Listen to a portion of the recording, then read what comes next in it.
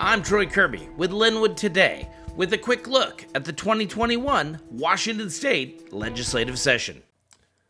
House lawmakers debated concurrence of Senate amendments for Second Substitute House Bill 1028 concerning evaluation and recommendation of candidates for residency teacher certifications. The House passed the bill on February 24th by a vote of 96-0, and the Senate passed the bill April 10th by a vote of 25-24.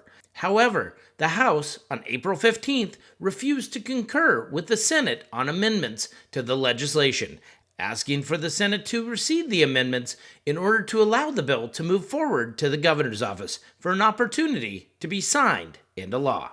Madam Speaker, I realize that this bill is one that we voted off of this floor unanimously earlier in session, but upon examining the amendments that were added by the chamber across the virtual rotunda, I realized that I think that version of the bill is much better, and I regret that I did not have a similar idea to offer similar amendments when this bill reached the House previously.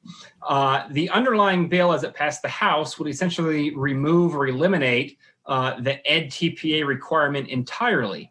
The maker of the motion would argue that we should just keep existing law. That is not what we were trying to do. We are actually trying to move our teacher preparation system into the 21st century.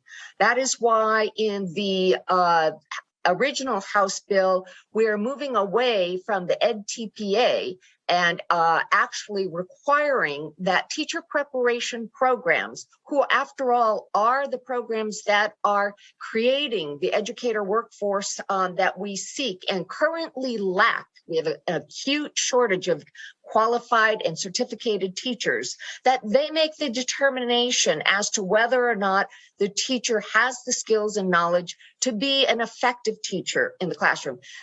The House did concur with the Senate amendments for Engrossed Substitute House Bill 1176 concerning student fines by a vote of 58-40 on April 15th.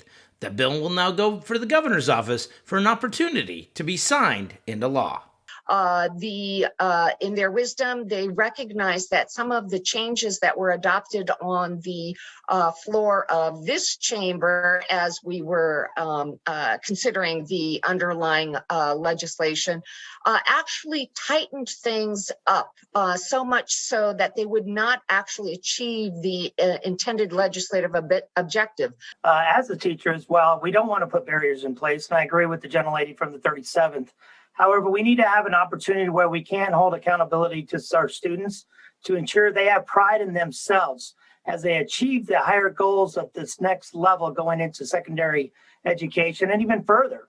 We want to highly encourage them to have pride in themselves, to have pride in the individuals that they are and they're going to be, and to expand on that pride and the elements that can provide not only the locality of their cities, the counties, but also the state of Washington. Thank you for watching the Daily Legislative Report by Lynnwood Today, covering the 2021 legislative session.